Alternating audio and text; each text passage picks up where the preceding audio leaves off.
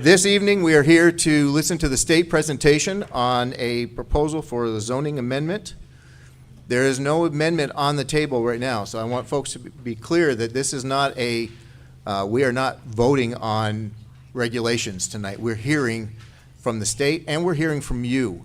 We deferred the public input at the meeting we had a month or so ago because we didn't have the right space. So that's what this meeting is for. I'd like to ask the commissioners right now to, for a motion to approve the agenda so we can get this started, kicked off. I'll make a motion. We approve the agenda. I'll second. Moved by Georgia, seconded by Stephanie. All those in favor? Aye. Opposed? Motion carries 4-0. So moving on to the agenda, we're going to run this sort of in a time framework. This isn't an open-ended meeting this evening.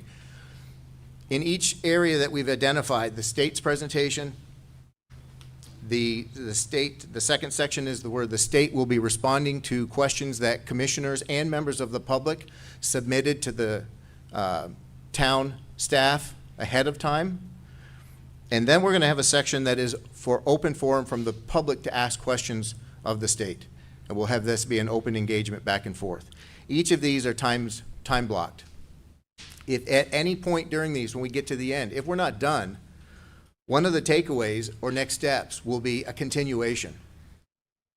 I've allotted the state 20 minutes approximately on their first presentation. If they're not done, that just is an indication that there's more to do on another presentation, another session. The same thing with the questions that were previously submitted. If they don't get through them, we'll pick it up at another time. And if after 60 minutes you folks still have questions to be asked, we will continue this at another meeting. So this is not a done deal. This is not a final step. This is a very, very beginning step. I just want folks to understand that. The Planning Commission is really not going to be doing any deliberation tonight. We're here to listen as much as we're to the state, as much as we're here to listen to you. So before we get going, does anybody have any questions on that, on the expectations of what we're going to do go through tonight? Excellent. Silence is golden. At this point, I'm going to turn this over to the state and let you folks do your presentation, and then we'll move on from there. And I'm going to get out of the way. Can everyone hear? No. So I'm going to. Is that better? Still no? She's got to run her computer. Yes. Did I hear a yes? Yes. I can't really. This has a very long stand. Okay. And let's. All right, this is as close as I can be and still see my screen here. My name is Sabrina Karish. I'm the project manager for the state of Vermont. I'm also an architect. I have with me Commissioner Wanda Manoli and CEO Al Cormier of Department of Corrections. So we just wanted to start off with an introduction. So BGS and DOC have been working together for about 10 years on a statewide modernization of correctional facilities in Vermont. So a major renovation or replacement of the women's facility has always been part of that plan. The existing facility is 50 years old and the building systems are at the end of its life. We've been working specifically on moving the women's facility replacement project forward for the past 3 years. The project is funded through the capital bill, and we've been collecting funds the past 2 capital bill cycles for this project.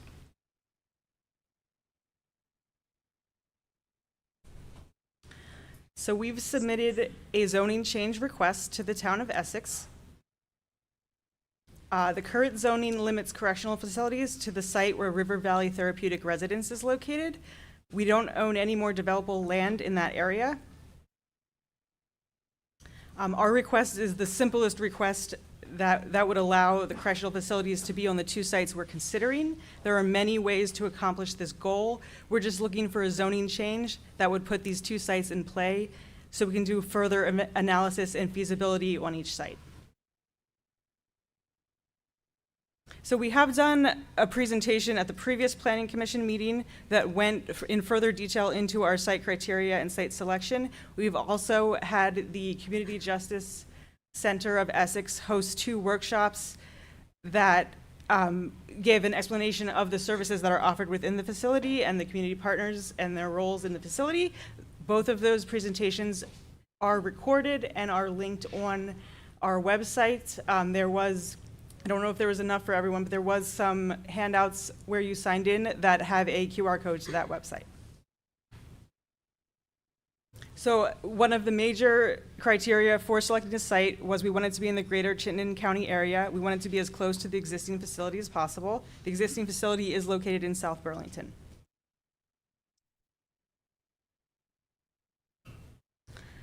So we did a pretty extensive site search in the past 2 years for this project. We've vetted over 140 sites owned by the state.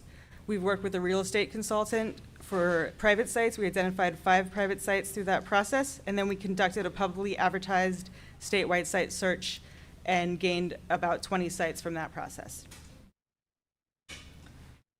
So we prioritize siting facilities on state-owned land because that's a cost reduction to taxpayers.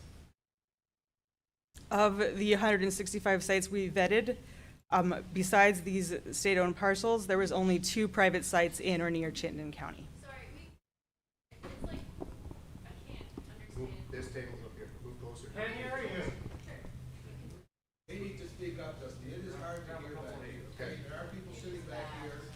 Okay, so Maybe I need to lower this. Let me try audio that. should No. be sufficient for these people in the back. Some of us are deaf. So let me interject one moment before we get going. Constructive requests are appropriate and acceptable. Combative requests will not be entertained. So respectful requests, I should say. So I appreciate you're requesting that the sound be clearer and more and louder, and we'll try to accommodate that. But let's make sure we stay respectful. Please, if you can. Thank you.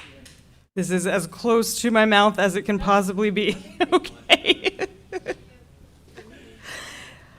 So we have not designed this facility yet. We also do not have site plans for this facility. This is very early in the process. What we have done is we have an architectural program and we have a conceptual diagram. This allows us to determine the approximate size of site we're looking for. It fits very generously on 14 acres. This facility is 2 programs, a secure portion and a reentry portion. Our conceptual total is 112,000 square feet. 9,000 of that is the reentry program. And like I said, this is very early in the process. Once a site is selected, we would go through a 3 to 5 year permitting process. These are some general permits that would be required for either site.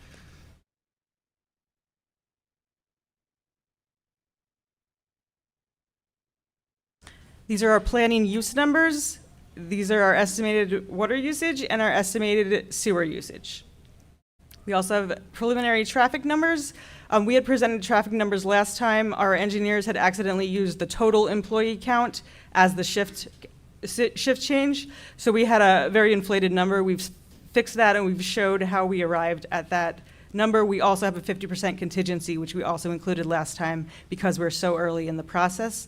These numbers would be refined and finalized as we go through the design process.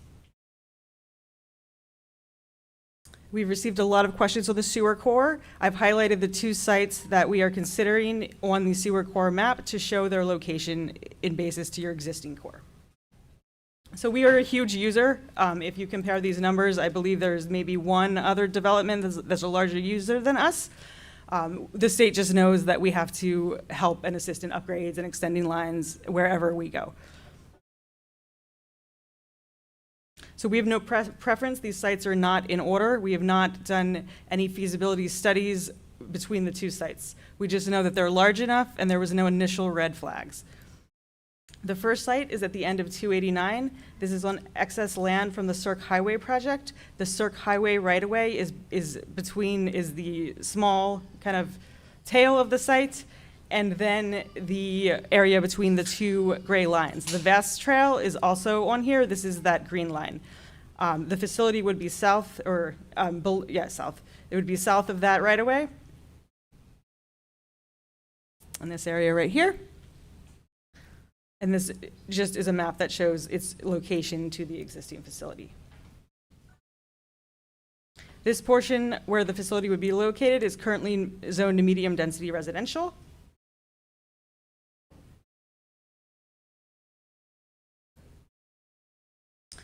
When we initially look at sites, we have a planning criteria that we do a quick overview through. This lays out those areas.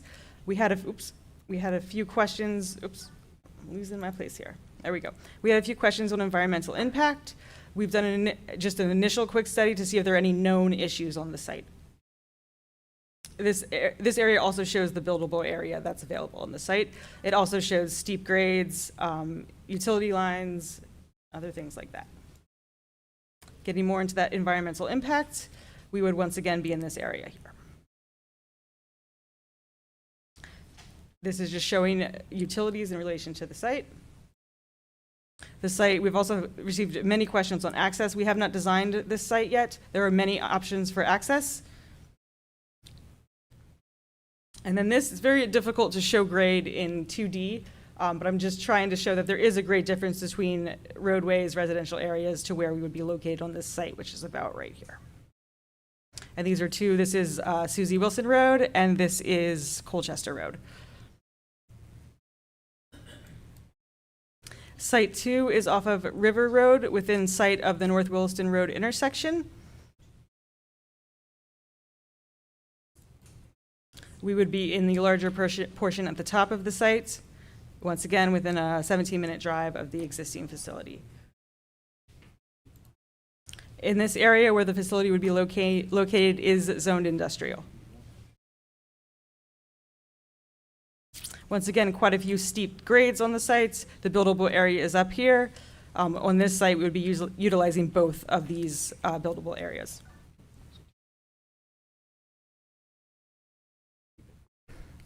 I have to stay still. Okay. Access on this site is right now off of River Road. That could change in the future. This is the environmental impact. The green area is basically just showing forested area. Once again, we'd be in this area here.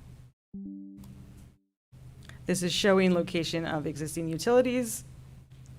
We've gotten a lot of questions on how they would impact the mountain bike trails at Saxton Hill. This is the Strava heat map of those trails, and you can see our site is down here. It's just a Google Earth image trying to show that grade of the site. We're up here next to that solar field, and you cannot see that from River Road. And those are the only slides I have.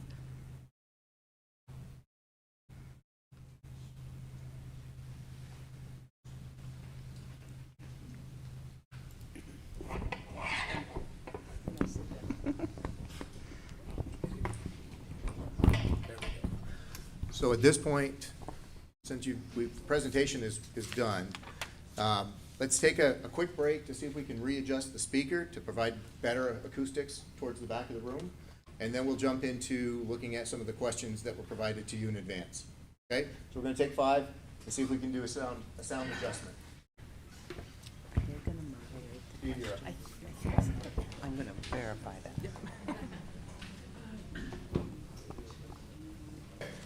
You're up again. Okay, so we'll be going through your previously submitted questions. We had a number of questions that were very similarly worded. The first question was on funding. Where does the funding come from? Does this zoning request at all impact the funding? Good evening, can you hear me? Perfect. I'm Wanda Manoli, the Commissioner of BGS. This is my 8th day on the job, so please go gentle if you don't mind. But I do have experience with buildings and general services.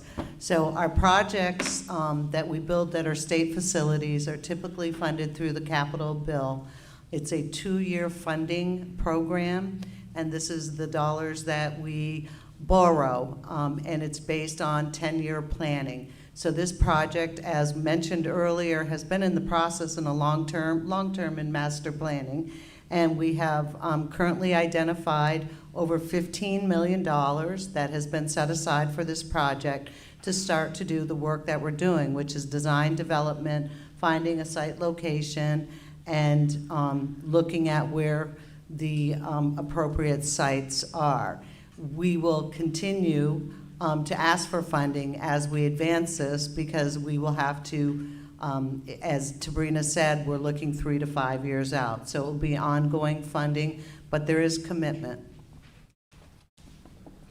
So then this next question may be more for the Planning Commission than us. Can a zoning request impact size or designation of beds?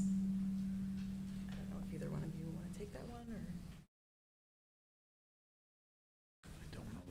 or? So that's more of a legal question. I don't know that we can answer that today. Next question, we had a number of questions about environmental concerns. So we aren't that far along in the process yet. We did a very quick analysis of known red flags. We did not find anything that would stop a project at that point, but some of these sites have not been researched. Environmental studies cost money. We wouldn't expend those funds unless the site's a possibility. So this zoning change allows us to further move down the process and explore those sites. Oh. Is there a significant cost difference between the two sites? That's our next step in the process.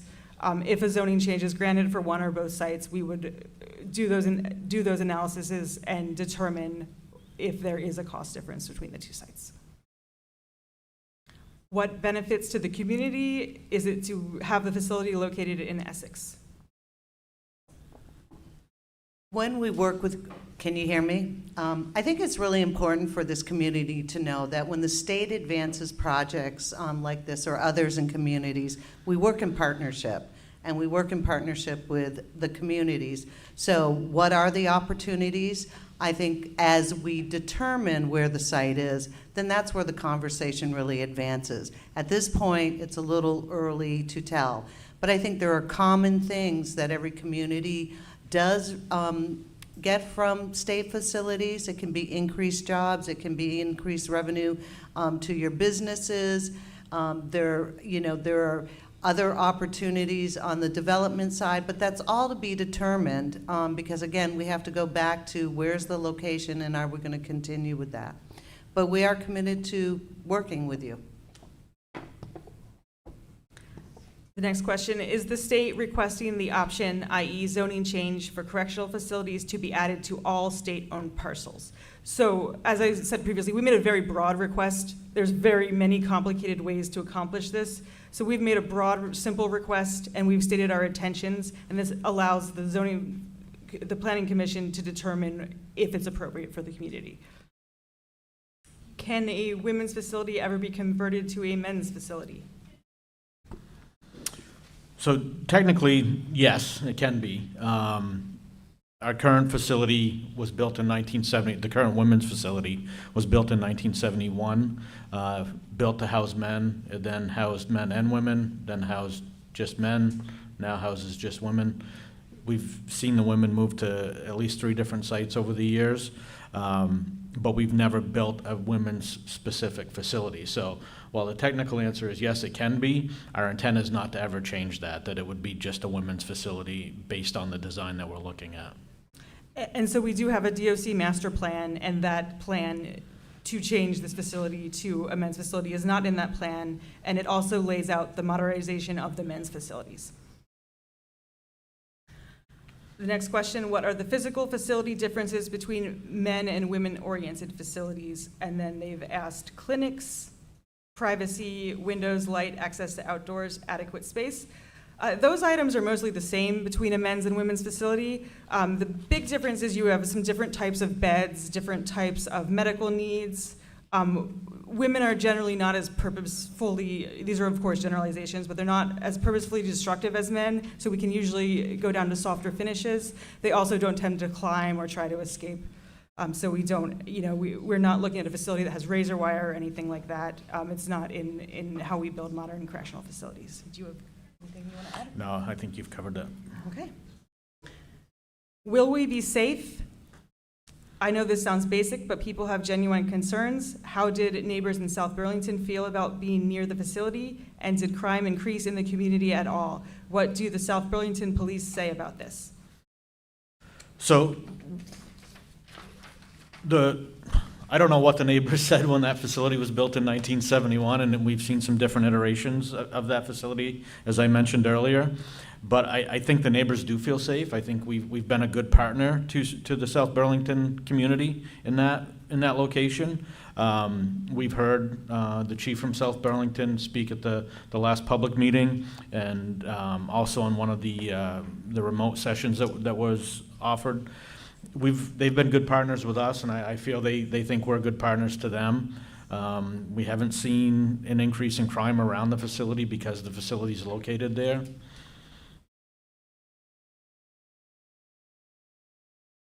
So we also have a flyer that South Burlington has made for us that was on the table by the sign-in sheets. The police chief did also speak at one of the CJC community forums. And so if you listen to that, you can hear what he has to say. What are the numbers, what are the numbers for employee turnover at DOC? How many employees do you hire each year versus how many leave versus number employed? Please include DOC total and Chittenden Regional Correctional Facility numbers. So our turnover for entry-level correctional officers is around 45%. Total DOC employees is just under 1,000, and staff at Chittenden, including from entry-level correctional officers all the way to administrative, and those that casework staff, volunteers that come in, just around 100 at this point. What are the traffic impacts and public transit impacts of the facility? How will the lack of bus service soon coming to Sand Hill Road affect this proposed site? Why would the state want a facility not on a public bus route? So a traffic study would be required as part of the further permitting process. Do you want to talk about public transit? Or do you want me to? I think you can continue. Okay. So we do try to site all of our state buildings on a public bus route. We also, we're adding employees, we're adding a reentry facility, so we hope that we can provide better public service transit to access to the community by siting our facility nearby. What percentage of the female inmate population comes from each county? So I don't have the exact breakdown, but I would say it's very similar to the census of the entire state, right? If you look at each county throughout the state, based on the general population, the population within the women's facility is very similar to that, with the majority of our incarcerated population being from the Chittenden County area. And then what percentage of the female population are being held for violent crimes? What percentage of the female population are considered to be a high risk to reoffend? So that's a very broad question when you get into defining violence. If we look at statutory language on what we call the Big 10, I think we're around 20% in our facilities right now around violent. Considered high risk to reoffend. I think that, 5? I'm not sure what the risk assessments are for that population at this point. We can certainly get that information. What is the release process of an inmate leaving the facility, and does the release process differ for those released on a bail, pretrial, and for those being held in protective custody, as in those who were only at the facility for intoxication? Okay. So it's a little different process for each. Somebody that's served time and they may be releasing to a furlough program or out on probation and parole, they would be transferred to their local probation site, probation and parole office, for that release into the community they're returning to. So we're not just letting people out the door in South Burlington currently and telling them to find their own way home. We work on transportation and setting up rides and getting them to their location and community that they're returning to. Bail and pretrial is a little bit different because We don't have control over those numbers. That's at the court's discretion. Somebody could come in at 10 PM at night, post bail, and be released at 11 PM. That could be a ride that somebody's picking them up to take them wherever they're going. It's the same with the public intoxication, those that are lodged on a public intoxication. As soon as they're considered sober, what we say blowing triple zeros, then they would be released. We would assist them with making phone calls, getting rides to back to where they came from. Does the town receive any tax benefits or generate revenue from housing a state facility?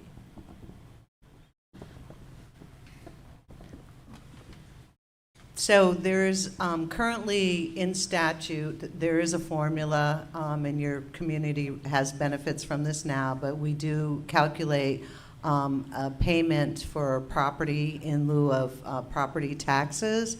And so that's the base in where we start. If we continue advancing in this community and moving this forward, then we will be working on looking at other things such as the infrastructure, and there are other opportunities that come with that. But making commitment beyond that at this time is too early.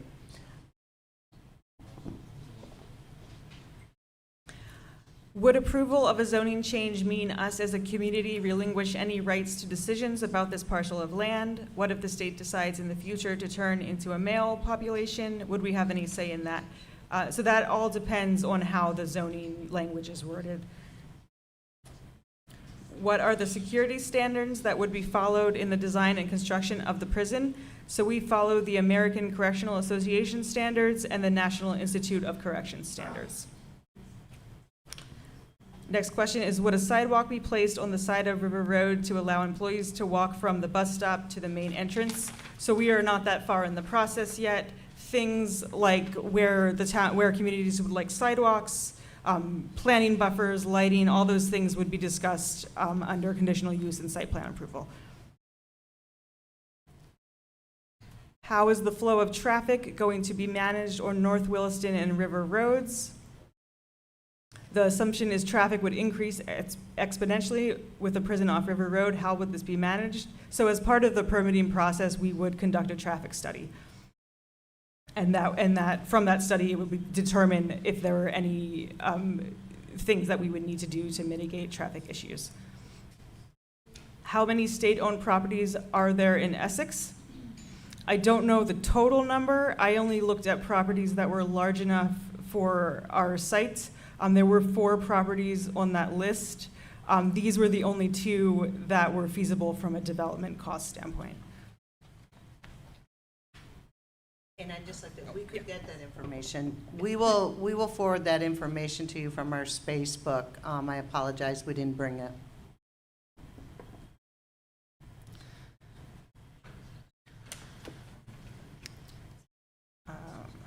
What is the state's master plan for these properties? So other than this facility, and we don't have a site plan, other than this facility, we have no other plans for these properties. This facility is taking up the buildable footprint on both sites.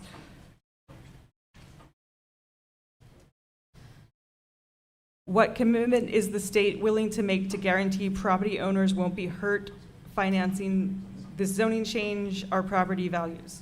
Do you know the answer to that? You want me to actually know the answer? Yeah. So there's not a lot of information on this. There is one study that was conducted, I believe, around the time we built the last correctional facility, which we can add to the website.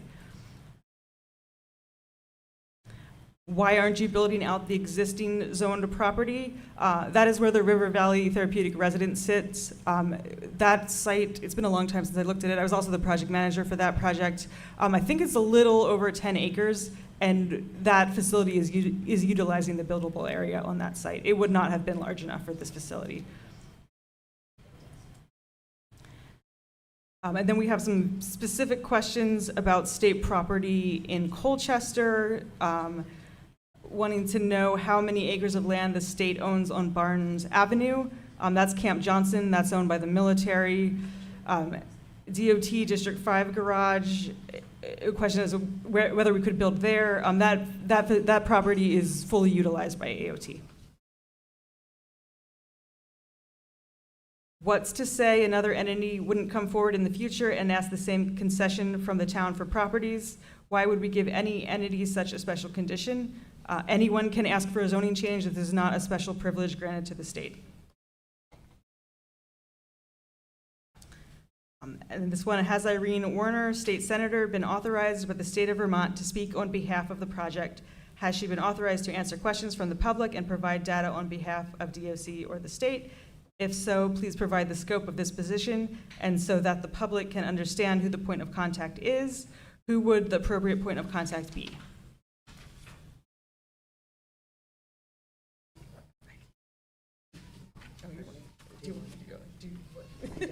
I don't have the answer.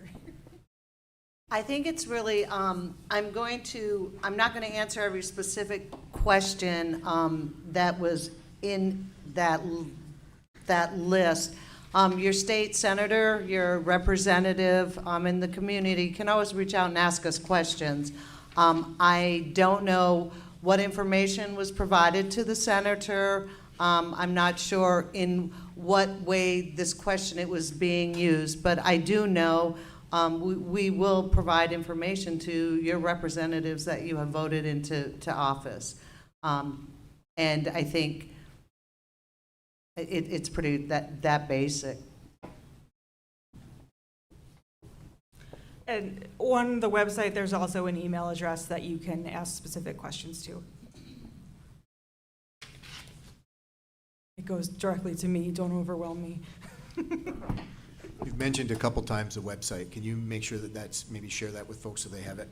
Yes, it is on it is on the flyer. And if you Google anything about the facility, I'm sure it'll come up. So can we just, it's this flyer? Yes. So we left these documents at the front. I don't know how many of you picked them up, but there's I got it upside down. So it won't work if you use it upside down. But there is a scan code on there.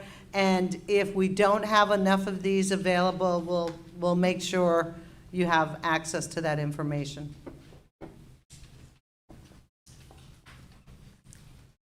The state indicated the initial presentation from the DRB that the facility would generate 600 plus car trips. We've been told that number is incorrect. Is that data accurate, and can you elaborate? So I did talk about that. We did accidentally, our engineer used the total employee number at Chittenden as the shift number, so that is corrected in the new presentation.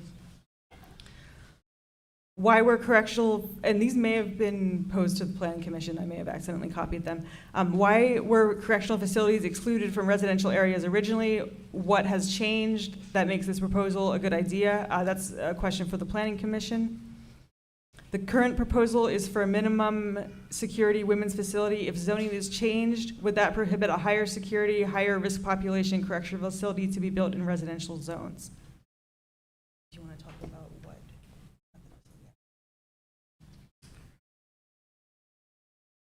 Just trying to find that question. Is on what?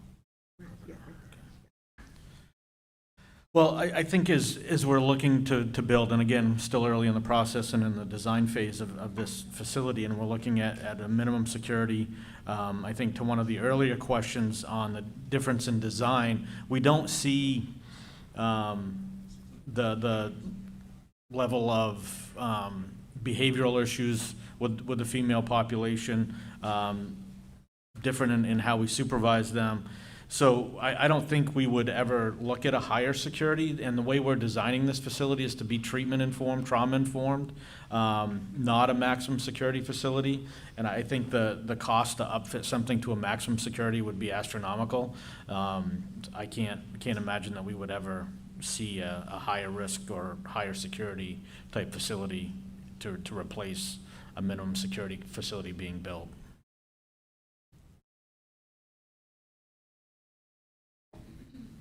And then I believe this is our final question. The proposed facility is large for the number of residents. If the zoning is changed, would that prevent more prisoners' residents from being located at the facility? So any expansion of buildings would need site plan approval. What generally limits us at our other facilities is actually the sewer allocation.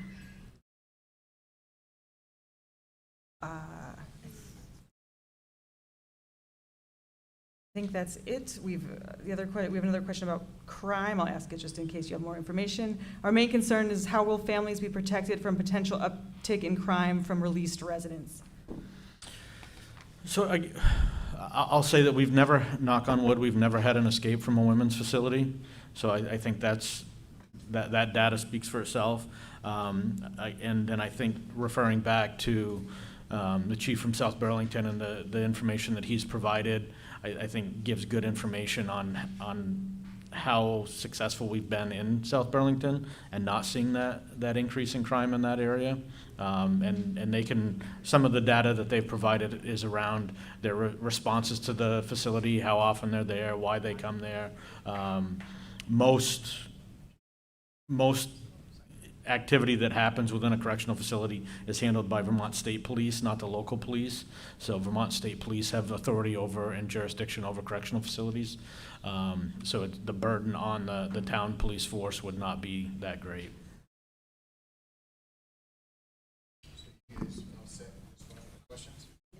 Yes, thank you. So let's take just a 5-minute pause and we'll shift into public forum so you guys can come up and ask questions of them. But let's just take a shift, a minute, 2 minutes, and then we'll get that portion going. Okay. Okay, folks, we are ready to start back up again. We got an hour in front of us that we're planning on for public comment and questions on the zoning proposal. Really, this is what's the impact of the community is what we're trying to assess. So if you have questions or comments that you would like to present to the state or to the Planning Commission, please come up to this microphone here and have it close to your mouth. As we've heard this evening that it's hard to hear if you hold it down like this. So try to get it up close to your mouth when you speak. And again, respectful questions, respectful comments, and we're ready to rock and roll. Like, if you can, when you come to the mic, please give your name and the community that you reside in. We can have that for the record. We good? All right.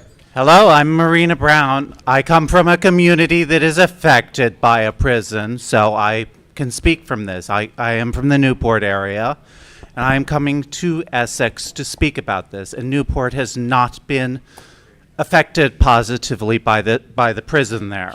Can I interrupt just for a moment? No, you may not. You may not. I am. Let me finish. Let me finish. I'm not stopping you. I just want to frame. I forgot to include in this that I'm looking to have a comment period, initial period and presentation be 3 to 4 minutes at this time, and we'll cycle through. And you have full frame of the mic at this point forward. Thank you for allowing me. You wasted my time.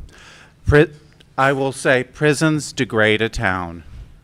Few people want to live near a prison, let alone visit a prison town. In many ways, it's a toxic industry spreading abuse and trauma. Despite all the best efforts of well-meaning reformers, there is a spiritual rot inherent in prisons. People hold too much power over others, and it corrupts them in subtle and not so subtle ways. I have seen this with people that I know. Oh yes, this is very... Can we mute everybody online for a moment? Is there a way to master mute?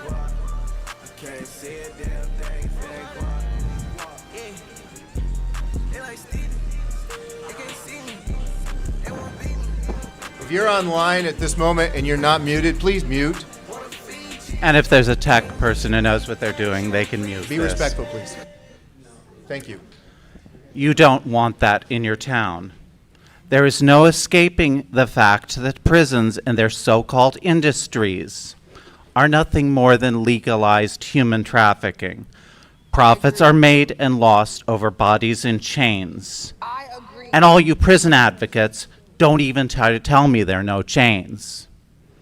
Almost all the people in prisons are traumatized individuals in need of help, not prisons.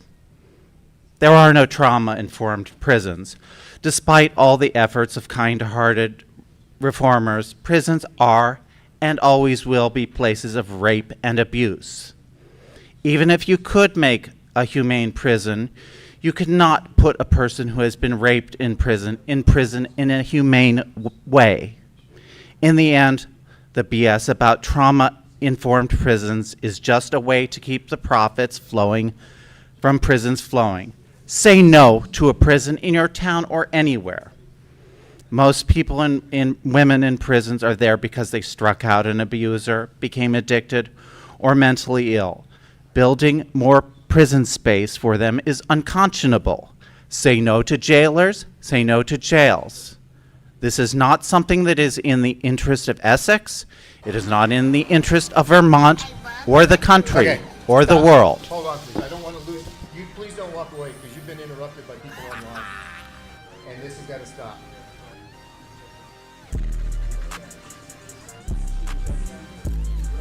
Can't see it, damn thing, fake walk. Can't see it, damn thing, fake walk. Yeah. They like Steve. They can't see me. They won't beat me. I'm in that guinea. Look like zucchini. Wanna feed you. It ain't me. She won't please me. Cause she need me. Her like me. They like mine. Her like me. They like mine. Her like me. They like mine. Her like me. They like mine. We shoot at helicopters. Monsters. We pull up with sticks and helicopters.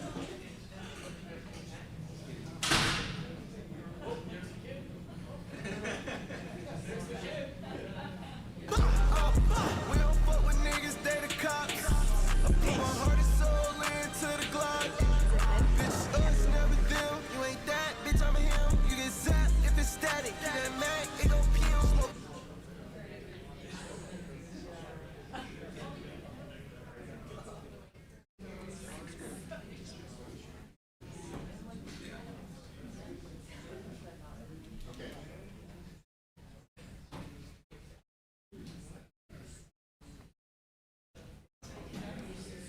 So that was an inappropriate interruption online. You still have time on the left on your presentation if you choose.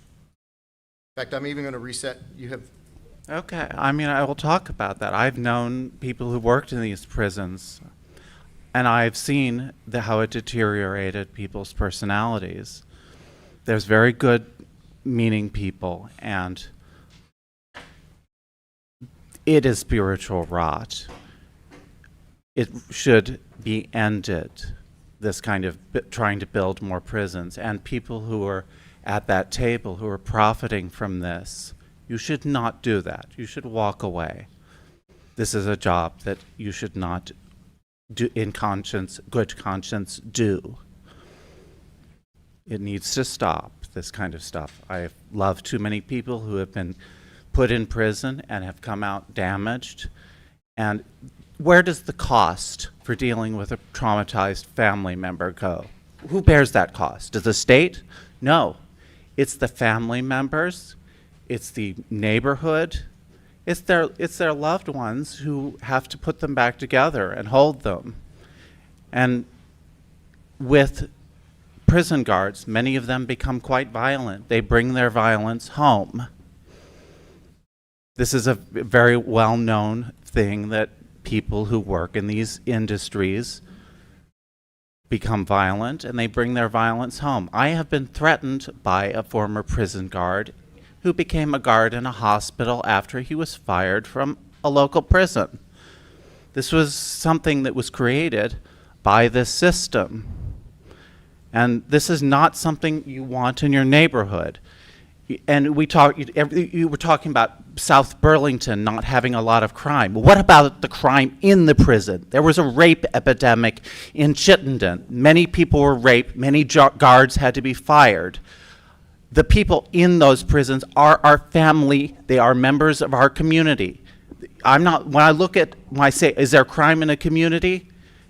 It's not the outside. It's not the people in those prisons who are the ones committing it. Often it's committed on them, and often it's committed on them by guards. Everyone knows this. And this is something we have to look at. This is the spiritual rot I talk about from within a prison. Well-meaning people go into corrections. I know this. But power corrupts, and situations like prisons create things that are very violent, very toxic. Do not build a prison in Essex. Do not build a prison in Vermont. Figure out other ways to do it. I'm not going to tell you how to do it. I'm basically an antagonist. I'm going to tell you where what you should not, and what is damaging people I love and my communities. And I cede my time. Thank you.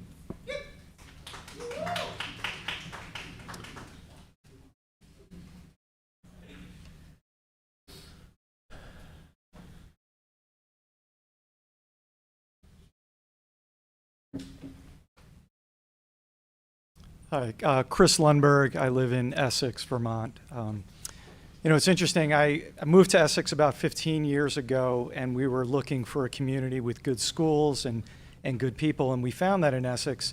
I will tell you, we would not have moved to Essex if they were building a new prison when we were shopping for a new home.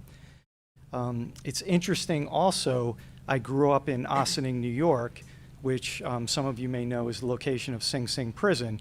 My experience was there was really no benefit to the community.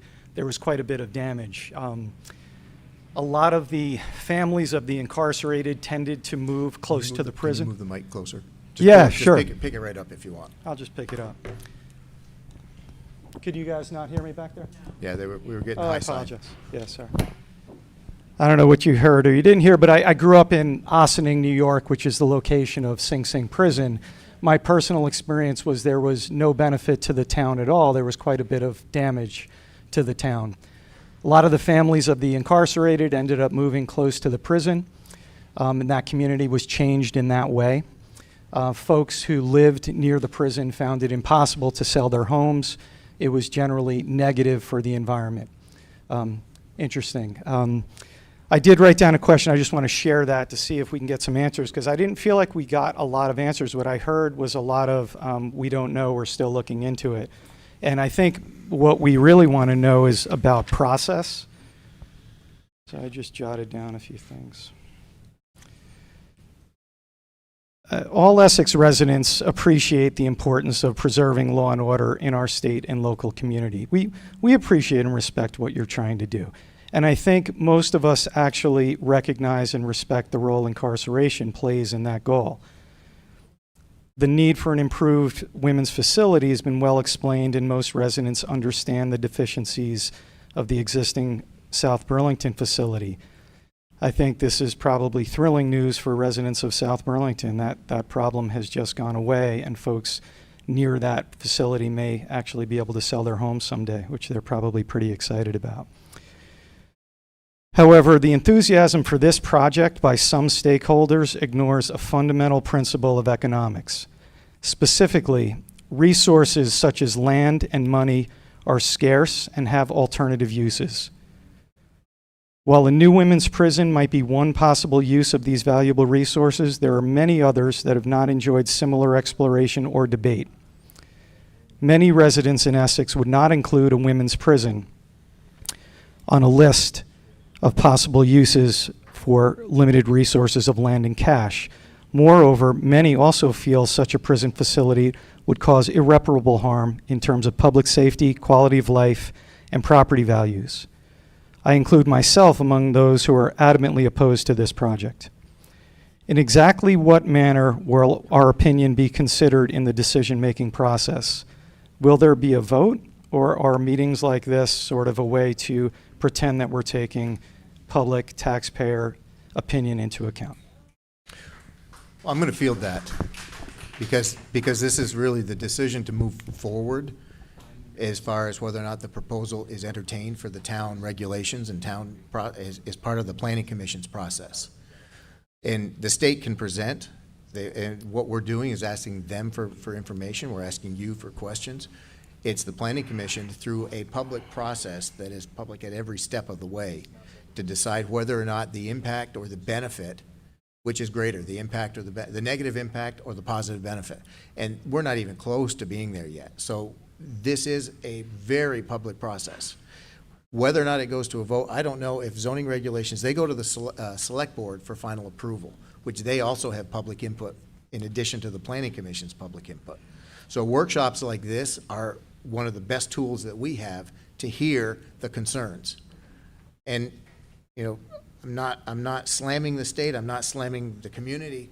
We don't hear that unless you get up and speak to us like this. Yeah, I appreciate that. And I would reiterate, I respect your mission, but we don't want that facility in our town. And I would say to the planning committee, think about what you want this town to look like. I moved my family here. I'm a business owner. I own a business. We built a facility that provides dental care to children. We would have thought about that very seriously if we were going to build near a prison. So decide who you want to serve and what you want the town to look like and act accordingly. Thanks for the time. Thank you.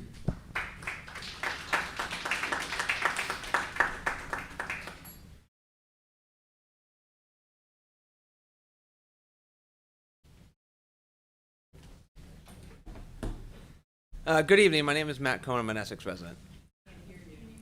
Sorry, I understand that one. Okay, guys, is that better? All right. First, I want to thank everyone here that's both showing up for the community and you guys and the work you guys have put in for it. I'm glad that a lot of our answers or questions were answered by the staff and from the DOC. I do think the earlier presentation, one of them had told about wanting to locate a facility near South Burlington because of staff and moving staff couldn't be so far away. However, I think we heard today that they replace 45% of their staff, newly hired staff, every year. That's not a hard hurdle for a program to replace staff if they have to move to another area outside of Essex. The other piece that I was kind of disappointed that we didn't hear about was where do the population for the women's prison come from, for both countywide. I'd also ask how many Essex town residents actually are being held as a whole, because part of the earlier presentation was this is going to help our residents, our town. And I want to see that coming from the DOC of what is actually being helped for our town and our residents.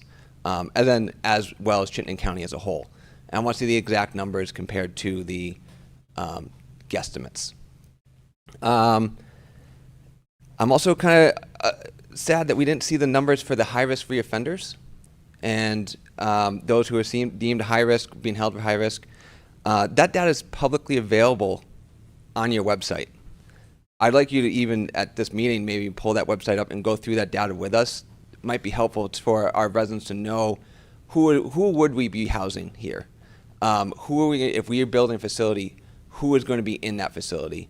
I think that is information we should have as residents before we decide if we're going to even consider housing a facility. And then the other piece is the release process and the details that went into what is being released and how people are being released. I heard that those who are incarcerated and sentenced and then being released are being transported back to their original facilities, original homes or areas. But then those who are brought temporarily are going to be released right into our facilities. And I think that will impact those areas immediately around. And I think that is something we also should be considering if we build a facility in the town of Essex. Where is that? And if someone is going to be released, where are they being released? If this is a taxi service coming to a facility or if it's someone just waiting for a ride to show up, where are they going next? And then overall, I don't think this is the right move for our town. We separated town, we're coming back together. We need a definition for our town. Don't make it a prison. Okay? Thank you. Thank you.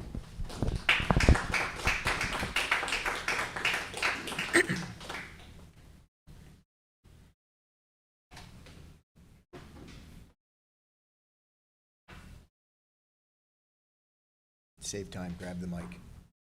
Okay, well, I've learned. So my name's Andrew Seaver. I live at 14 Hillside Circle here in Essex. And I guess the one thing that I just want to say is, and for a lot of my questions that I gave you, I heard non-answers. And especially where say, well, we asked for a broad, right, for all our property, and that was my question. So where do you own property in Essex, and what is your master plan? And all I got was, well, we gave you a broad request because either you don't know, or you have ulterior motives, or you just don't have any answers. I'm not quite sure. Maybe that is true. But you're asking us to say yes, and then you're going to come back and say, here are the answers. What's the benefit to the town? What's the detriment to the town? But that's only after we say yes to you in changing our zoning laws.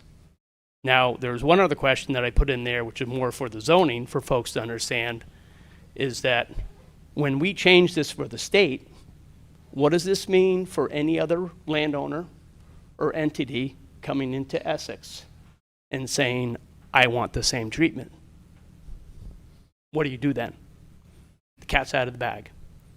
Lawsuit, whatever, we have to defend ourselves because we made a decision for one person, and then this opens up, and it does. What do we want our town to be 10 years, 15 years, 20 years? So, Can I respond to that Yeah. last piece just a little bit? I think it's valid to question whether or not a proposal is being done for an individual, but remember that any individual can come to the community and ask for changes in the regulations. The regulations then have to be reviewed essentially by the community, not by just the planning commission or just the zoning board. So I think it's a good point. It's a really good point to focus on, is that a change as requested has to go, whether it's requested by one person or 10 people, it goes through the same evolution of whether or not it fits, where is it going, what are the restrictions, what are the... right. But when we So- start making exceptions for one, right? Because we're going to give them a special, say, okay, for your property, we're going to make this change for you, that you're going to do this. So somebody comes in and says, well, I want you to change, so we're talking about changing the residential zoning, right? For site one, it's in the residential zoning, right? Am I misspeaking? No, you're not, but again... Okay, again, we're asking, so if that were to be granted, okay, we're gonna change that for them. And then someone comes in who has property and says, oh, well, my property's part commercial, part residential. Right? So I'm just saying, absolutely. be careful of the road that we want to go down in the And- future, and also, they're asking for a very broad acceptance from us to say, and Catherine confirmed this at the last meeting, all our property that we own. And that's why I asked, so where do you own property, Very good question. right? So if you want to be forthright with the people and say, we're asking for site one and site two. I'm not asking, so that's very easy to do. They didn't have to make it all of Essex. They could have asked for one and two. So my question is, so what are the ulterior motives here? Fair. If you're asking for everything, you didn't have to do And- that broad, And, right? And also, please realize that even though the presentation indicated they've submitted a proposal for a zoning change, we don't have an official proposal in front of us. So this is all part of the evaluation of Yes, what are we going right, to entertain right. and what's the actual request. So your point of, But Catherine made it very clear at the last meeting, right? understood. That what was coming from the state wasn't just for one and two. It was the entire, But properties and I think the within the commission. Go ahead, I Stephanie. think the original proposal is that the town of Essex has a specific zone district for facilities. And we're literally, from what I understand, the only town that actually zoned an area to say a facility can go here. A correctional facility. They're just asking that we drop that, which then I think means they would have to come back and ask for something else as well. So step one is, hey, will you drop this designation that this is the only area where a facility can go? That is how I understood it, and then there would have to be, you are correct, and there would have to be a part two to that, because. And part three. And a part three. Okay. So step one is they want that part dropped so they can entertain these two sites. And then you are very right that there would be another step and another step to it, so you're Right. not wrong. so all I'm saying is that the people of this community understand what's being asked of them through the process. Because all of what you we- just said, all of what you just said has not been clearly put out there, right? As far of, oh, we need to change this first one to get to the next step. Well, to be Right. fair, that's not the only potential course forward. That's a potential course forward. Another course would be to create additional put additional land parcels in that Zone. zoning designation. And so take them out of residential or industrial and put, so I mean, Right. whether or not so you are dead on with having to understand the unintended consequences of changes. And that's a key point in any zoning change Right. evaluation. And you folks knowing more about what those zoning regulations are in that process, and the people behind me who don't have all that information and understanding that process, right? I would say, And and that- we're trying Oh, really I know. hard Oh, to get I know. that I know. out to all I of know. you, I because know. I'm pretty new to the planning commission, and I'm learning too, and I say it all the time to the staff, can we Yeah. please get that out there so people Right. know that Right.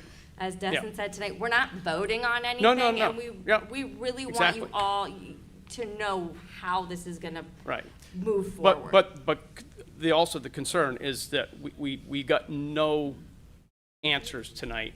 We just got a bunch of generalization of, well, when you do this, we'll give you that, so. We didn't get an answer. Huh? We did not get an answer on one of the questions. So you're dead on. Yeah, There's room so- for follow-up. So I think Yeah, the clarity, so- and your points are exactly correct, and they're very well received by this committee. You know, we need to know more. We need to know which direction to Yeah. take this, and, you know, we I'm a haven't black gotten and there white yet. person. I need, right? It's gotta be that. It's no room for gray area here, Yeah. right? Okay. Thank you, by the way.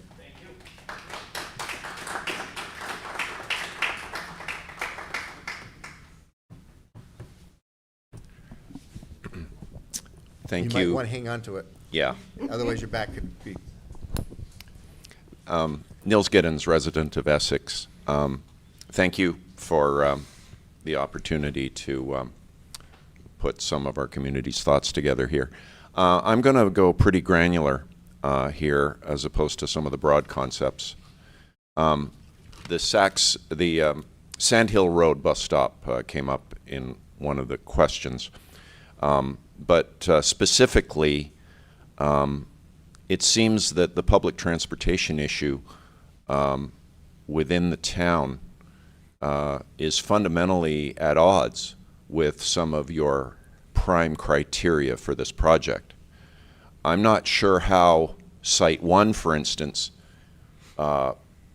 even qualifies currently, having a Jeffersonville commuter stop twice in the morning and twice in the evening, approximately 12 hours later. Nevertheless, Site 1 has no public transit closer than the Starbucks corner as of this week or next. Site 2, indeed, is scheduled to be on nowhere near public transit as of the next year or two, the closest bus stop to Site 2 being the Amtrak station. So unless this project has a way of influencing Green Mountain Transit, and I'd be interested to know whether any project of this type has had an influence on a public transit agency. I'd be interested in knowing that if it's ever happened. But as it stands now, it seems that the public transit connections to Site 1 and Site 2 are non-existent, and that is against your prime criteria for the project. Thank you. Thank you.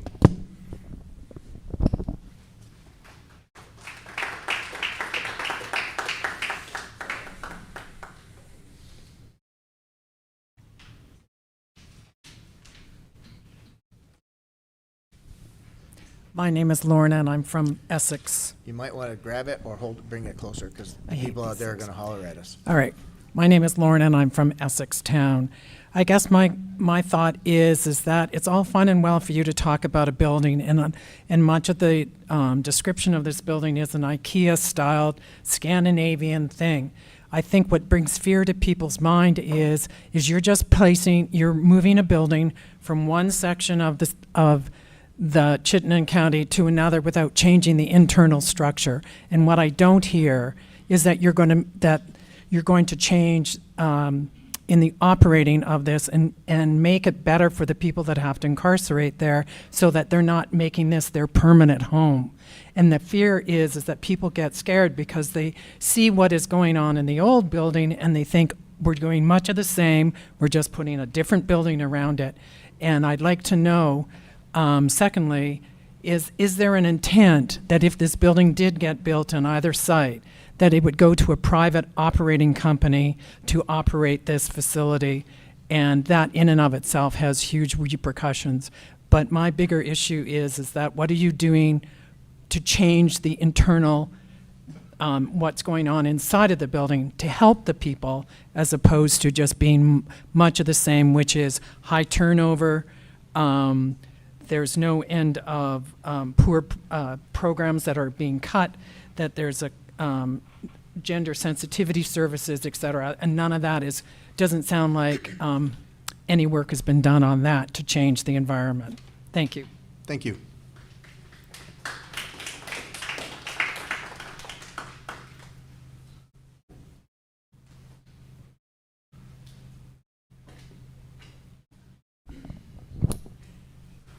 I'm Gabe Manarino. I live on 2 Greenbrier in Essex, and so, you know, I'm. Gabe, sorry, they're giving us a high sign. Can you hear me now? Yeah. My name's Gabe Manarino. I'm at 2 Greenbrier, so, you know, I'm right on Sand Hill, and, you know, the questions and the comments that were made earlier were spot on, and it, you know, I think it's great, but I just want everyone in Essex to really think about like what we're proposing here. I mean, you're talking about putting a prison 3/4 of a mile from the middle school, Founders, the elementary school. Is that really gonna bring business to Essex? I mean, if you think about, if I'm like I'm a dentist in Williston, you think I want to open up my office around there. I mean, you know, it just, the whole thing just doesn't seem like the right spot. I completely understand, like, you know, laws need to be enforced, and you guys got a tough job, because I'm sure there's no community that really wants that. But I just don't think that our community is the right spot. I live on Sand Hill. It's a super busy road already. You know, you start adding extra buses or, you know, shift changes you have and everything else. I mean, the road can't even handle the trucks that are already going down it. So, and we've talked before about problems on Sand Hill with traffic. So now you're going to include this prison. And the other thing is the housing prices, you know. I'll be honest with you, I grew up a mile outside of Detroit. We've been here for 17 years. But if I came to this area and I'm looking at 5 houses and my house is for sale 100 yards from the prison, I'm going to be like, that one's off the list. You know, I mean, I'm not going to be like, oh, hey, let's have some kids. Great idea. You know, so, I mean, it just, the whole concept, like, it's a problem, and it really needs to be thought about, like, what we really want here. It's pretty ridiculous, I mean, but in my opinion. But the other thing is, will the people actually get a chance to vote on this if it really does further down the road? Like the actual, like all of us. Will that happen? I mean, like, will we actually have a vote where, like, you know, we go to the Founders and actually put in a ballot, yes or no? The current process does not go to vote. I don't know if the select board has the ability or the right to take an item like that and send it to vote. It would be, if it's a town plan change, like if we have to do a change to the zoning map, that would be a town plan change, and that would go to town vote. Okay. So regulations themselves go through a process of review, development, and vetting on the planning commission. And public review is there's either 2 or 3 required, and we generally have more than that over the process. And then they go to the select board for public review and vetting on their hand and approval by them. But if it is a town plan change that is required to make this work, then that definitely is a town-wide process. So we possibly could have a vote in it, but my point is, it just, like, basically, if we don't have a vote, then we're relying on you guys. And absolutely, and that's and why that's- we're here listening. And, Yeah, and, I mean- you know, understand that anybody, we have business owners that come and want changes to uses in the industrial zones. They don't get them without vetting, without review, and oftentimes they don't get them.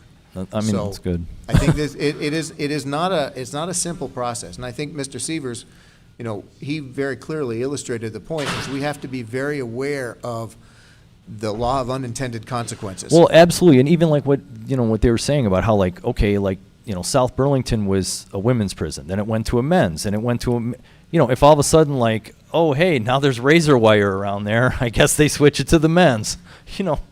What are we doing? Like, they're build a rec center. Like, I mean, a new pool. I don't know. I mean, anyways, I'm sorry. No, thank you. This Yeah, is what we're here for. Yeah, I mean, it's sad. I hope you guys will do the right thing, but it's crazy we're even talking about, like, incarceration and prisons, and it's just, anyways. Thank you, though. Thank you for listening. Catherine, go ahead. Catherine's online. Thank you. I'm the Community Development Director for the town. I'm home sick, so I apologize for not being there. So relating to the town having a vote, the zoning change process is first approved by the Planning Commission to be passed on to the Select Board, who ultimately would do a zoning change approval. If the public can gather enough votes, a petition essentially of that zoning change, that would go to a townwide vote. I don't have the exact number in front of me. I think it might be something like 10% of the town population. This is all state statute driven. I can get all that detail and put it on our website. That's great information, Catherine. You put a lot of smiles in the room. Anything else, Catherine? Nope, that's it. Thanks. Thank you very much. Please jump in again if I say something wrong. When I say something wrong, not if. Yeah, grab the mic. We've learned. I'm Rachel Lazat, and I live on. Can you? Yeah. I live on Sage Circle in Essex town. Rachel Lazat, Lizotte.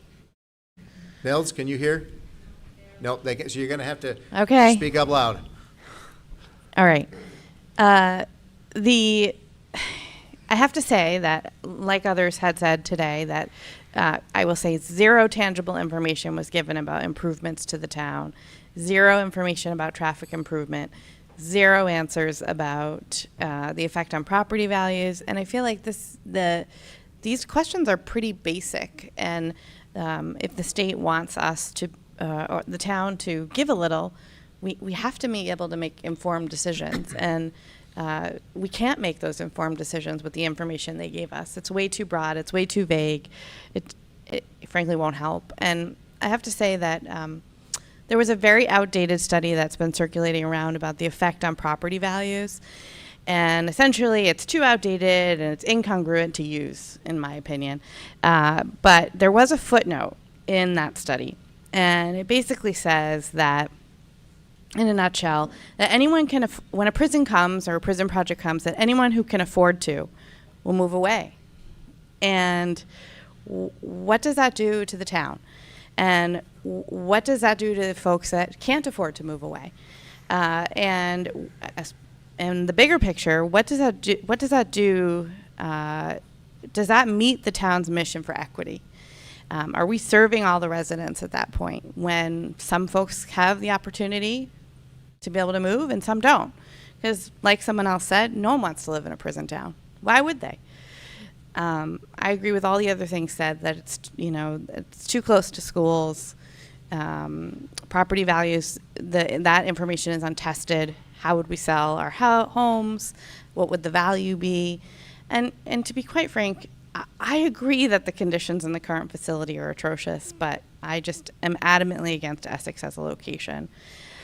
And my only other question was, like someone said about Sand Hill Road, the traffic is atrocious already, and the number has been amended from 600 car trips to 375 car trips per day. But does that include the guests that are going to be coming and going from the reentry facility or not? And has that been taken into consideration? Even still, 375 is too much. But anyway, those are my thoughts. Thank you. Thank you.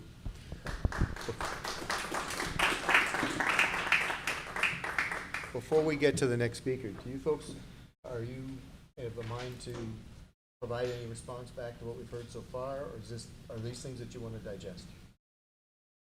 Do you have a preference? We've got about 20 minutes left in this time block, and we do have a few people left, at least 4. So we can save some time at the end if you want to. I think that's in the best interest of the public, having the opportunity for us to hear them. I would move forward with their comments, and if we have to follow up with comments, we can do that for you. Okay. Okay. Hi, my name is Cheryl Van Epps. I'm a 20-year resident of Essex Town. I wanted to comment on the terms that were used to describe the care that inmates are receiving. Trauma-informed and robust.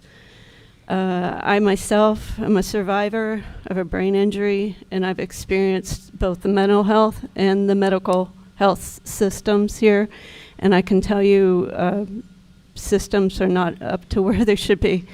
I've felt traumatized by the very systems that should have been helping me heal. I want to talk about the economics of what we're doing here, and whether instead maybe an ounce of prevention would be worth a pound of cure. Why aren't we looking into building up our mental health and our medical health systems instead of seeing folks go through trauma and end up as victims and incarcerated themselves?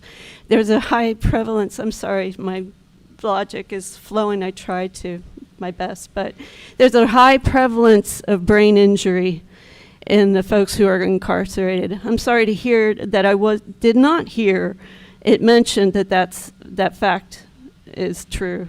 Domestic violence, physical harm survivors, often they're not diagnosed with brain injury, and that in itself affects their decision making, which puts them at times at risk, and they end up incarcerated. So my question is, why aren't we looking at economics of investing in people's needs? When was the last time needs assessments were done for these folks to see that they were getting the long-term supports and services that they need? Right now we're seeing a crisis in our health system.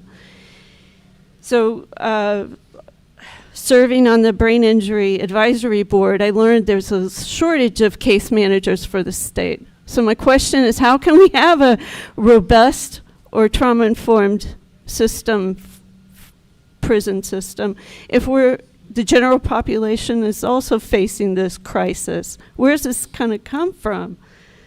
So needs assessment, has that been performed on the folks who are incarcerated? How long ago? Do we have the staff that they need, or do they have to wait for months like we do for seeing the people they need to see? Who is going to ensure that these folks are receiving trauma-informed care? Those are some of my questions. I want to know more about this transformation process. I hear the hospitals themselves are also going through it, and I want to know more about it. Thank you. Thank you.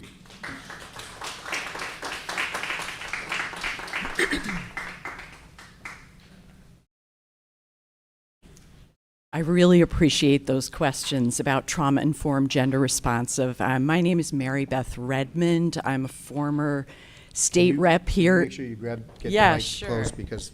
Sure. I'm a former state rep here in Essex, and I have lived in this community for 22 years.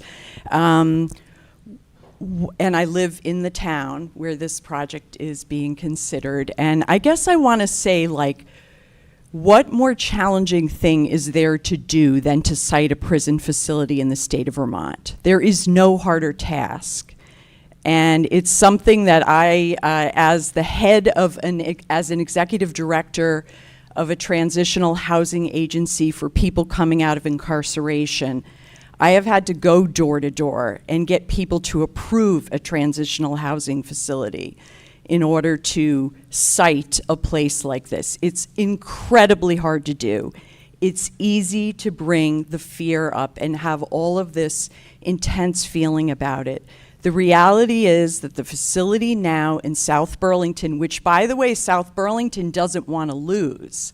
They like having that facility there. They don't have enough room. They don't have enough room for what needs to happen as far as really providing the programming that's needed. So my feeling, I am supportive of this project. I feel like at certain times in one's life, it's like you have to be bigger than just, you know, not in my backyard. And this is a moment where women are literally living in a facility that is sinking into the ground, that is in horrible condition. They are locked in their units. They cannot move around. There's no space for programming, for all kinds of things for them to do to truly rehabilitate. I went to Maine. I went to the reentry facility that DOC here is proposing to build. It's a part of our system we don't have presently. We do not have a reentry facility in the state of Vermont. It's a model program. I've been in the facility, I've been in the secure facility as well as the reentry facility. And women there come and go. They are learning trades. They are learning all kinds of things. They're working jobs. They're contributing to their communities. And they're making standard wages and actually saving money and starting their lives. I agree. The reentry facility has to have a true culture change. We haven't seen it in DOC in many of the facilities. They have talked about gender responsivity, but that hasn't always been the case. I do feel like they are making an honest effort to truly reform the system. And I feel like that has to be said because it's easy to pick on DOC. And what's happening here is people who don't want any prison are aligning with the NIMBYs who don't want anything here. And someone's got to speak for the women. They need a facility. Why can't we stand up and allow a facility in our community? It's the right thing to do. It's the right thing to do for people, for humans, a third of who are our friends and neighbors. They're our neighbors. They're our friends. These are people from Chittenden County who live in our community. So I think it's easy to go down the fear line. I have worked with these women. I have worked for 12 years in the correctional facility, writing with them, writing next to people who have committed murders and other things. And they deserve a chance at a reformed, rehabilitated life. And this is our chance. Where else can they go? Every community is going to fight them like this. So can we be bigger people and really open ourselves up to having a stable workforce? The reentry center would mean people trained and working and coming into our community, filling jobs that we can't fill in our small businesses. This is an opportunity for Essex, and I think we would be foolish to let it go. Thank you.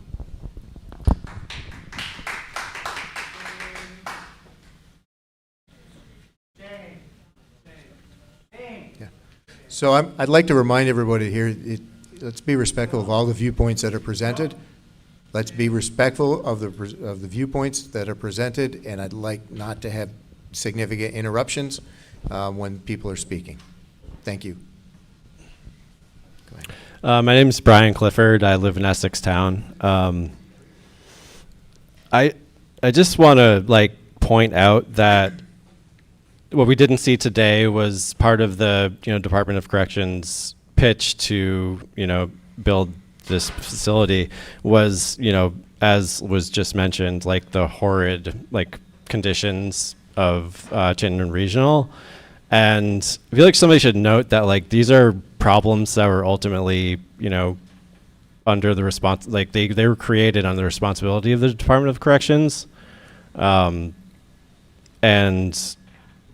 as Mary Beth just said, a culture shift is needed and apparently hasn't happened yet. So I'm wondering how we as a community can trust that simply creating facilities with a better built environment will somehow change, the pretty well publicized record of abuse and rape, all the things that have been discussed already.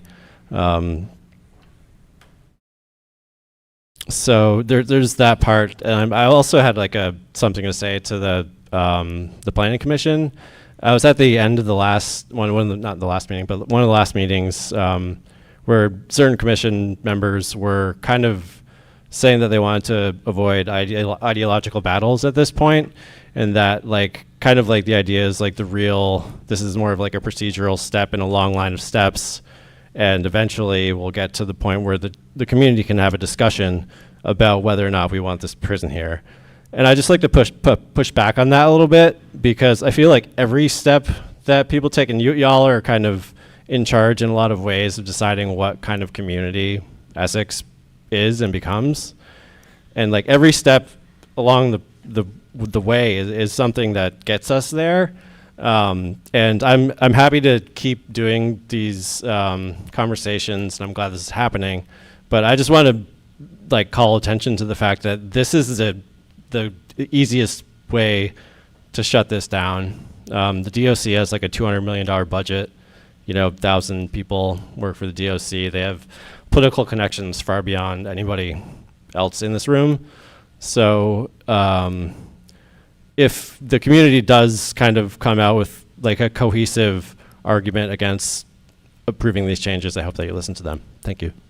Thank you very much. Now I just want to pause for a moment and do a time check. We have about 10 minutes left. So it looks like we have a long number of folks that are coming up. This might not be the last time we do this. And if we run out of time, those of you who haven't gotten a chance to speak will have another chance to speak, because we will continue this. So don't be afraid of this. Don't be afraid that this is the last time you'll have a chance to speak your voice and to speak your mind on this. Okay, please.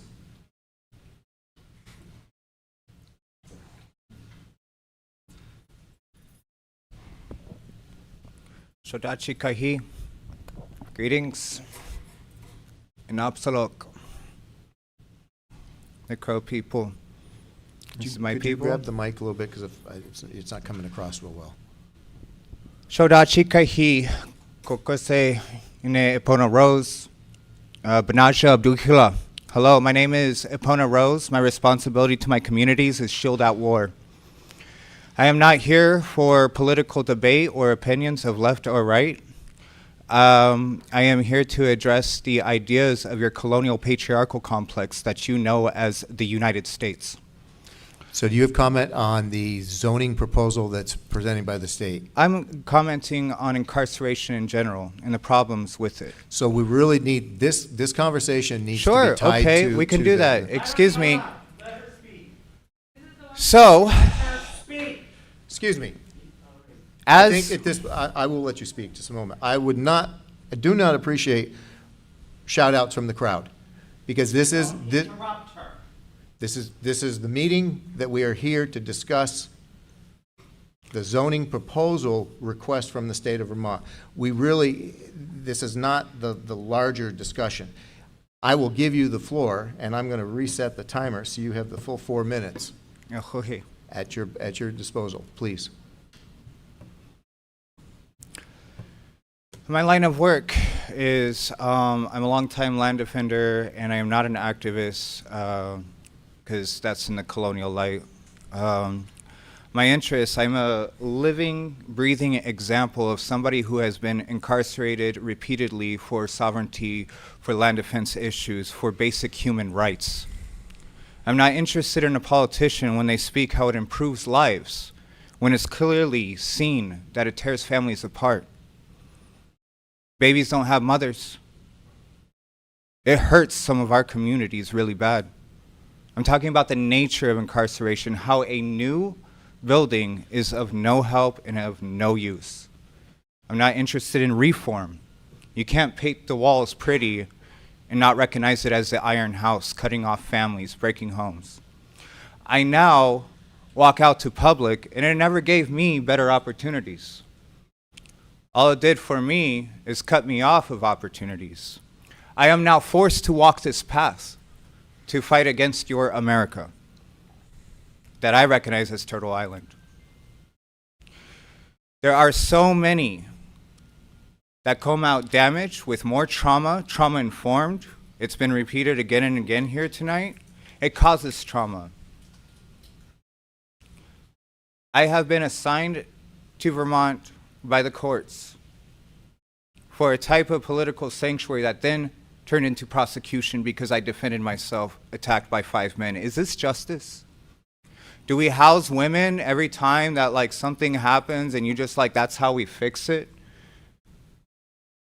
Does it really give opportunities? These are just questions that I want people to start thinking about. You can't just trust this system to just fix it all for you. We are communities. We're responsible to each other. If somebody is struggling, if they're doing up, if they're acting up, it's up to the community to decide. I don't abide by law enforcement. I don't abide by your colonial pursuits, because it sure as hell has damaged me and my people. Okay. Thank you.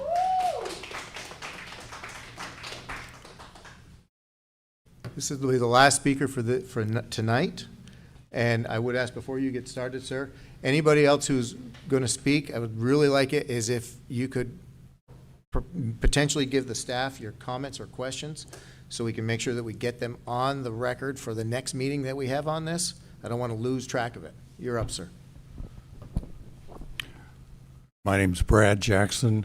I live here in Essex, 14 Rustic Drive. I'm vehemently opposed to the prison coming to Essex. I've lived here 28 years, and I probably would have not moved here had I known that we were going to become a prison town. But I think that we need to shortcut this procedure. And so, although I'm talking to the tables up here, I'm also talking to the audience. It sounds to me like we have an ace in the hole, and that is we can do a petition to say we don't want the change in the bylaws of the zoning. And if we do that, it sounds like we have an ace that would keep this prison from coming here on either of these sites or any of the other sites except for the one that is now agreed to in Essex. So my proposal would be, I realize you're well-meaning board, you're well-meaning people from DOC, but rather than go through 3 to 5 years of kind of circling each other, let's go ahead and figure out, do we want it or not? And when I say we, I mean the people of Essex should decide this. This is too big an issue to have our representatives do. We need to have the basic democracy principles of voting on it. So my proposal to the townspeople is, I'm going to stay after the meeting. Anyone that would like to work on a petition with me, please come over and talk to me about it, and let's get started. My proposal would be, we put a petition together, we go out and beat the bushes between now and the end of the year, and then we get it on the ballot for next spring. when we have in the election, town meeting election, and vote on the budget. If it's on the budget, and we have enough audience, I can accept what the town says. If the town wants it, okay, you've overruled me. But I think it's worth a shot. And like I say, I don't see we need to wait here and go to meetings for the next 5 years to find out what the outcome's going to be. Thank you. Thank you. And I actually had to, you hit a good point, sir, and I appreciate you bringing it up. Oftentimes, meetings that we conduct, and I've been doing this for quite a while, oftentimes the meetings are only attended by the most vocal people that have generally it's people who don't want something. And the majority of the time, the people that present are small minority, not necessarily misrepresenting the temperature of the town, but it's a small group, maybe 5, 10, 15, maybe even 20 people. And we have a town now of 10,000-ish? 12,000-ish. So it's important that we get a good representation and not 30 people, but we get 10,000 people that comment on something like this. So your idea, I think there's merit to it. So thank you.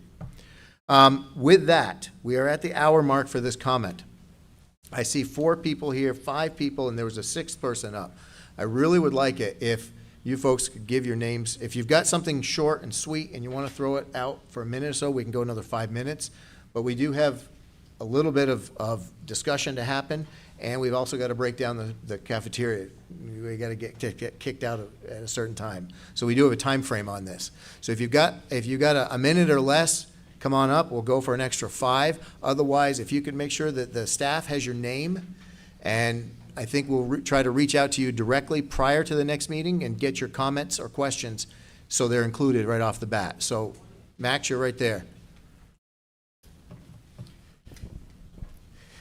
I'll keep it real quick. My name is Max Levy, Essex town resident.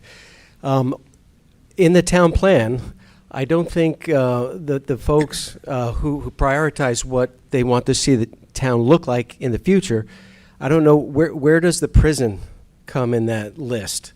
I don't think I even saw it on the list. So what I would like to propose is that you consider, before you make a change, if you decide to do that, to go through the town plan process so that we can have all that community discussion, and it would end up going to a vote of the whole town. And I think you'd get a pretty broad slice of the thoughts from people out there and help make an informed decision. So I would like you to try to use the town plan to your advantage to get the input that you need for something that could change the town in such a profound way. Thank you. Thank you.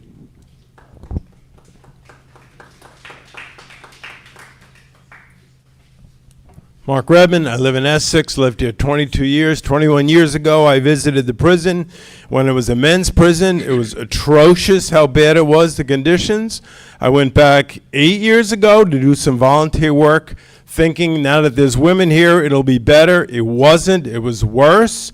Those women aren't being treated right. We desperately need a new facility. I would love to live in a world we don't need a women's prison, a men's prison, where we don't need police, but that's not the world we live in. There is a certain segment of our society, sad to say, who do need, at least for a time being, to be segregated from society and provided with mental health supports, job training, and everything else so they can reintegrate.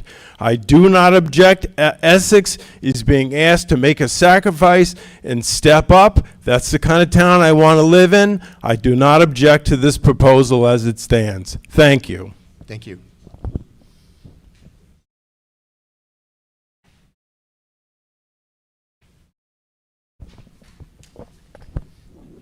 Hello, my name is Jana Ossoff. I prepared a longer comment, but I'm going to try to shorten it here to make sure everybody else can speak.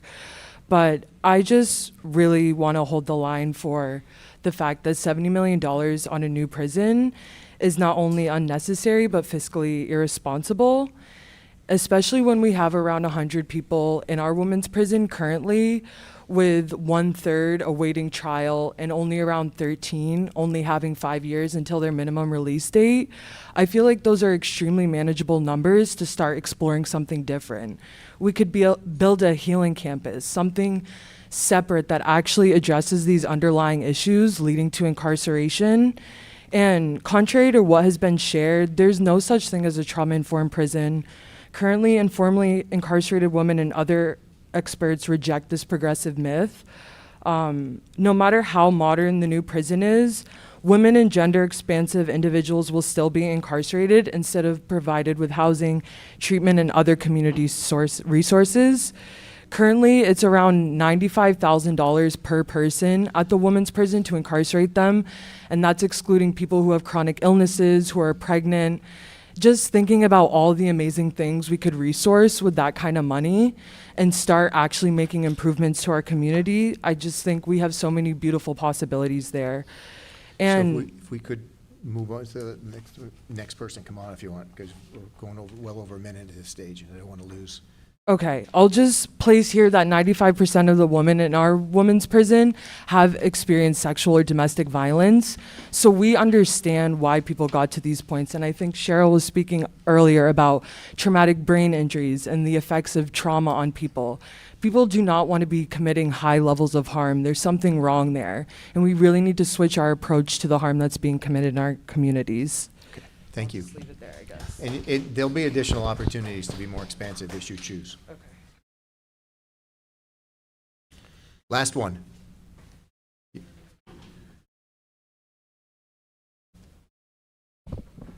Hi, my name is Gabriel Meyerly. I just wanted to ask the Planning Commission quickly. My understanding is starting January 1st, the Planning Commission will not continue to exist in this form, and so I'm wondering if this matter is not resolved by then, will that change the process for public feedback, or? It will not. Okay. The planning commission mission will not change on January 1st. Application review is going to be done by a DRB, a Development Review Board. But this aspect of planning and evaluation is still going to reside with this commission. So like the same sort of Planning Commission to Select Board process? Yes. Okay, Yep, thank you. no change. Ma'am, did you have something real quick? Since he was faster than we expected.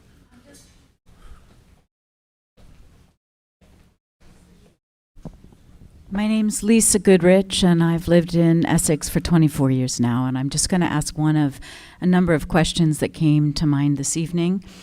You stated that you chose these two sites out of, I believe there are actually 5 parcels of land you own, and you chose these two because they were going to be less expensive to build on, or did I misunderstand what was stated? And if they're less expensive to build on, I find that very confusing because I live not far from one of the proposed sites, and it doesn't seem like it would be a great location in terms of easily bringing things to the site. So I'm curious. Do you guys want to field that? Thank So, you. I had just said that of the other sites that I had looked at in Essex, these were more feasible than those sites because of site features such as extremely steep grades or wetlands, things like that. Okay. So at this state, I'm gonna bring this back to the Planning Commission right now. I think, are there questions that the three of you want to put into the mix at this stage? Because I think our next phase was basically to identify what we still need to hear and what our next steps are. Thoughts? Ian? I think that I have a lot to mull over before I have a chance to formulate actual thoughts about there are definitely some areas that I'd like to hear more about, traffic being a big one, and a lot of questions that were presented this evening had not been answered yet that I'd like to hear more about, so. Yeah, I couldn't formulate a question right now. I'm heard a lot, and I really think it's important to digest everything that we've heard. Georgia? Well, can people hear me? My big question was about safety, and I didn't really get that addressed, but it sounds like it was addressed in a different presentation that I think I need to find and watch. Okay. So hopefully we can find that available. From my perspective, I don't think we got through all of public comment, and we didn't have a chance to really engage with the state ourselves. And that wasn't unexpected, because this really was a hearing, a chance for us to listen. So I'd like to maybe state that we can work this out amongst ourselves and staff and the state. And I'd like to propose that we have another public hearing like this, but maybe one that we engage with the state first and start engaging, putting some of our questions on, directly interacting with them, not necessarily in advance. Although anybody in the public, if you still have outstanding questions, please send them in to the staff. The more that we have up front, the more that we can either put it on our plate to research or put it on the state's plate to have an answer. And I would agree with some of the comments made tonight that we really didn't get answers to some of those questions. Yeah. So I think there's room to understand more, and with respect to, the discussion of whether we even want to move forward with it, personally, I don't feel there's enough information on the table in front of us to make a truly informed decision. And I'm not talking about the overall need or efficacy of prison system in general. What we have is a proposal to do something within the community, and our process is to evaluate that request, look at whether the benefit to the community, the detriment to the community, and assess and decide whether or not we as a planning commission are supportive of moving forward with a review, a discussion, or a proposal. We don't have any of that in front of us yet. So this is all the right questions. You're all asking the right questions. This is the right time, and this is helping the process, absolutely helping the process.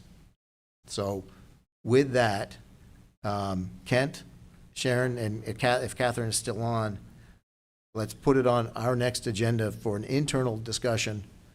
Anybody's welcome to be there, but I think we need to have a discussion with what our next formal step will be for review. I don't want to make that decision necessarily tonight, but let's do that at our next meeting. We can do it as other business and just have a decision on the format, the placement, and so forth.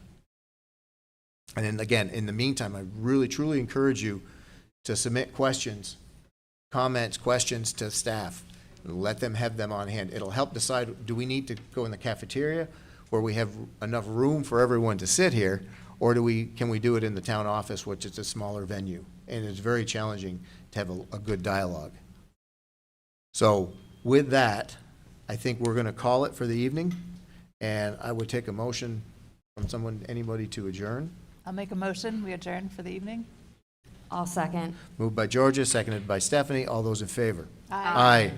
We are adjourned. Thank you all for coming. Please don't give up on the process.